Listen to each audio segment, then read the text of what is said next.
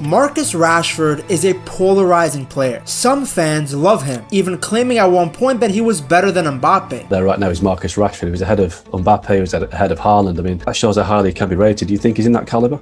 Absolutely. It doesn't surprise me when you, as you said, you mentioned the stacks. I think he's a fantastic player and he's only going to get better once he keeps his head. Others claim that he's an inconsistent, overrated player that is only hyped because of English tax. Rashford's not good enough. Rashford's got to go. Sell him in January. 100% sell him in January. 100%. Yeah, get rid of him, yeah. Yet despite the mixed opinions, Barca wanted him. Is he a good signing, or is Deco making another mistake? Let's find out.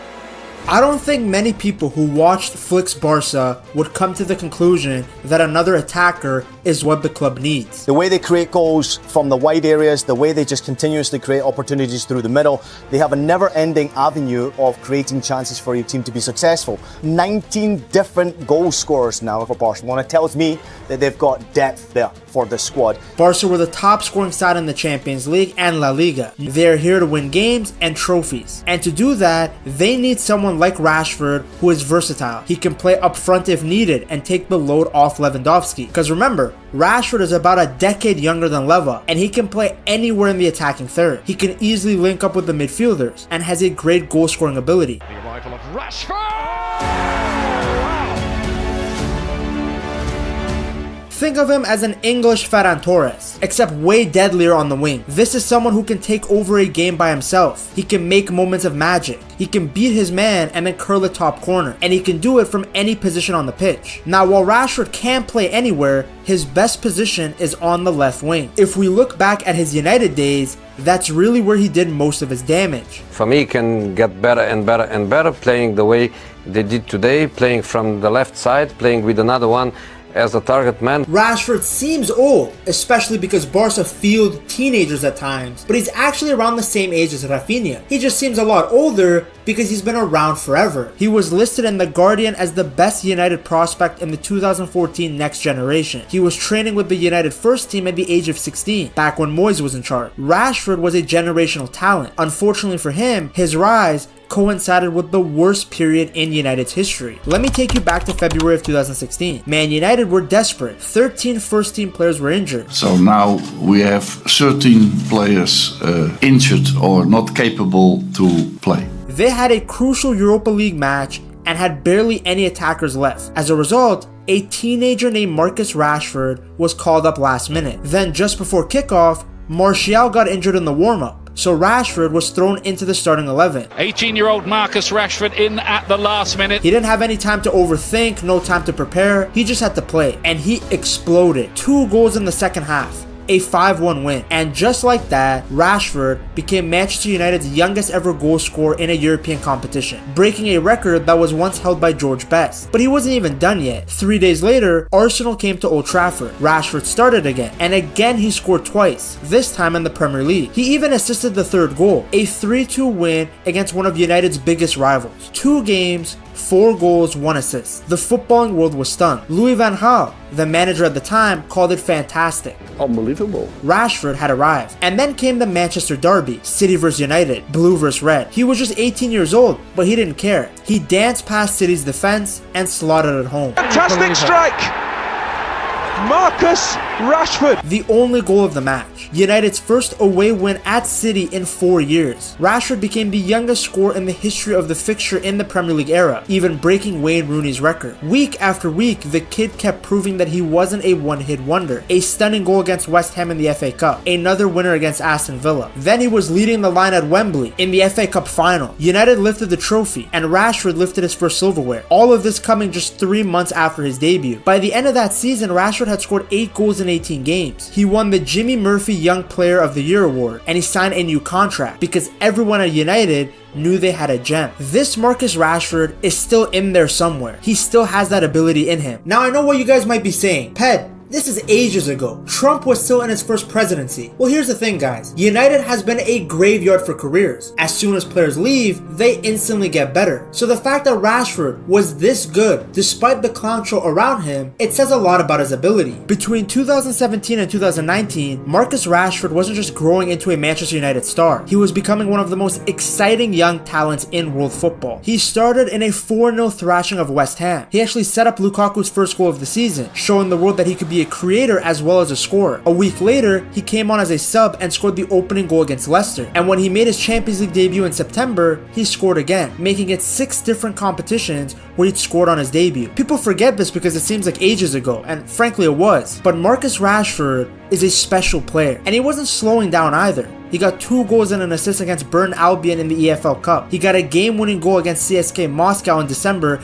to send United into the Champions League knockouts. By October that year, he already had 12 goal contributions in just 16 games. So it came as no surprise that he finished 3rd in the Golden Boy Award, only behind Kylian Mbappe and Ousmane Dembele. He was being talked about as the future of football, which came as no surprise because look at the 2 guys ahead of him for that Golden Boy Award. They're doing pretty well for themselves. For many fans, Rashford was the one shining light in a United side that still hadn't found its identity since Sir Alex Ferguson left. But then came a challenge for him. It's been reported by Dimarzio is saying that in the last few hours Manchester United have moved for Alexis Sanchez to Manchester United. In January of 2018, United signed Alexis Sanchez, a player who at the time had done incredible for Arsenal before he joined the Red Devils. People wondered if Rashford would still get minutes. Would he be pushed out? Well, he answered in the best way possible. On March 10th, 2018 against Liverpool, Rashford scored both goals in a 2-1 win. It was his first Premier League start of the year, and he delivered. He followed that up with an assist against Sevilla in the Champions League and then scored the winner on the final day of the Premier League season against Watford. Even though he was sometimes played out of position, Rashford still found a way to make an impact. It's that versatility that I was telling you guys about, the same versatility that he will provide Barca. That year, Mourinho had a lot of faith in him. He featured in almost every single game. Then before the 2018-2019 season, he was handed the iconic number 10 shirt, the same one worn by Rooney, Van Nistelrooy, and Teddy Sheringham. For a local academy kid, it was a huge moment, and it showed a massive amount of belief from the club. Then when Ole took over as the interim manager in December of 2018, Rashford exploded. He scored in Ole's first game in charge, just 3 minutes in against Cardiff. Then he got goals against Bournemouth, Newcastle, and Tottenham. He wasn't just scoring, he was dominating these games. He was playing with confidence, flair. Ole called him a different class, and said that he had the potential to become one of the best strikers in the world. Absolutely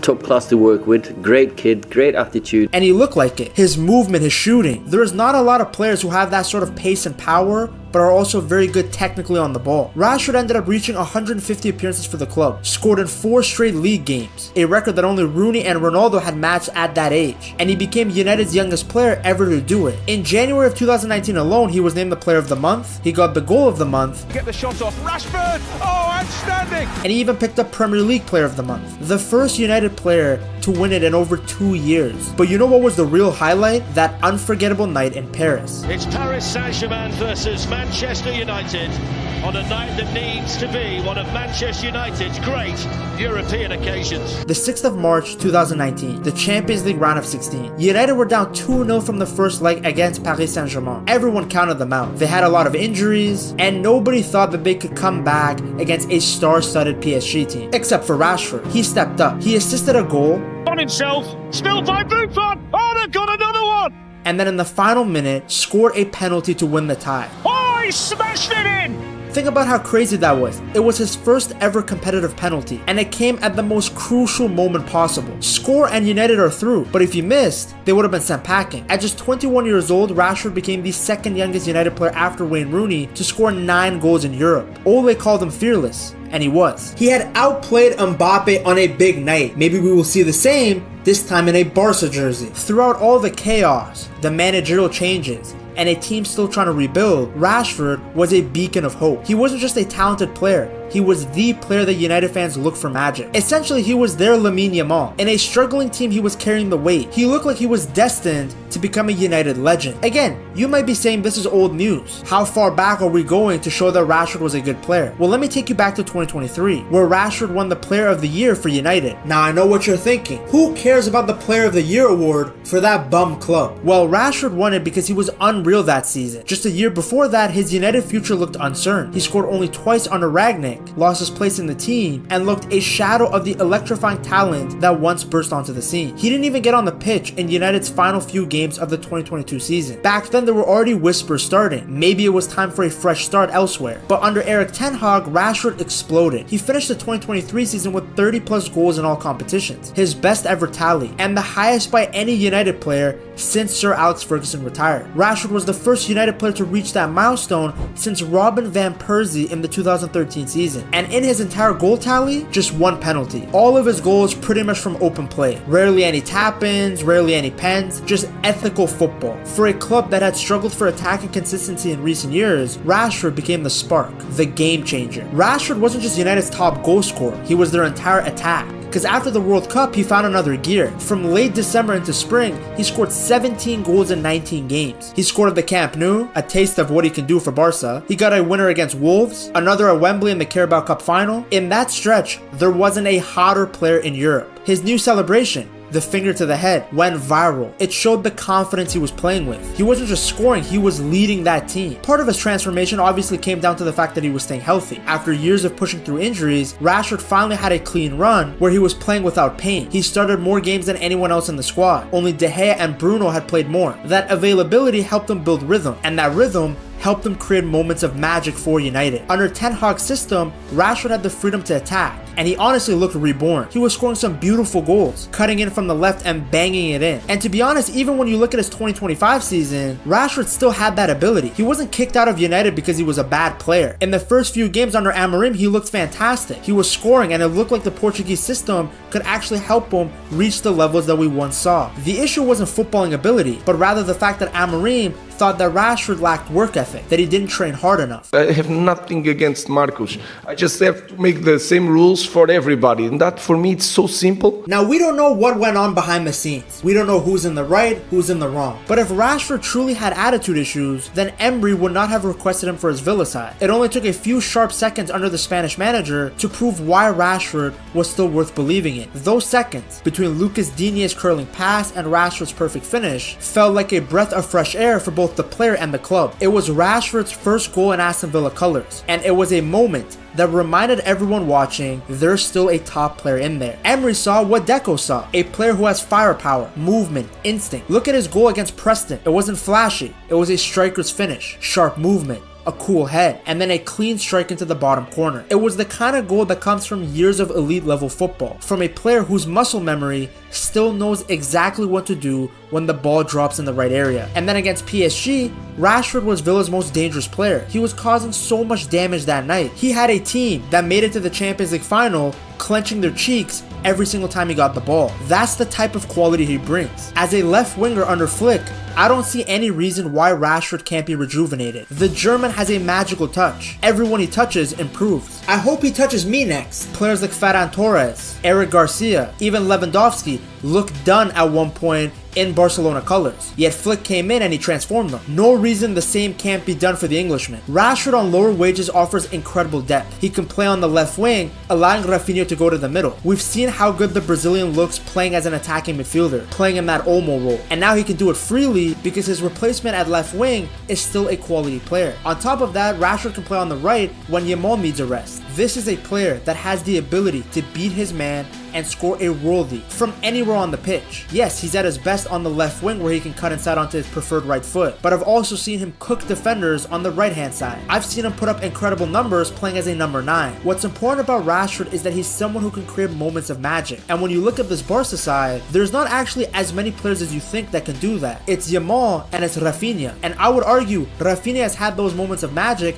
when he's been allowed to roam freely, not when he's stuck on the left hand side. Olmo can do it too, but how healthy is that guy? For me, Rashford is a very low risk, high reward situation. His wages are lower than Fati's, and he was willing to take a pay cut to come to Barca. So even if it doesn't work out, he is just a rotational option. Barca's season doesn't depend on Rashford, so whether he gets injured or he's inconsistent again, they're not major issues for Barca. What the club really needs is the ability to rest their best guys without seeing a drop off in quality. They need to be able to rest Rafinha for a game and not worry about losing points. With so many different competitions and injuries constantly happening, happening, it's a luxury to be able to have someone like Rashford who can play, because he offers a flash of energy and brilliance off the bench. When Barca are going to be grinding it out against the terrorist low blocks of La Liga, a player like Rashford can unlock those blocks. Whether he's starting or coming on in the 65th minute, this is a player that can make things happen. I mean, just imagine Balde and Rashford running at Trent Alexander-Arnold on that left-hand side. Too much pace and power. All Rashford has to do is put his head down and work hard. Listen to Flick's instructions and do what he says. Because the quality and ability is there, and the one guy that can bring it out of him is the German. For anybody that's doubting Rashford, just remember, Ferran was doubted too, by Barca's own fan base. To see how the Spaniard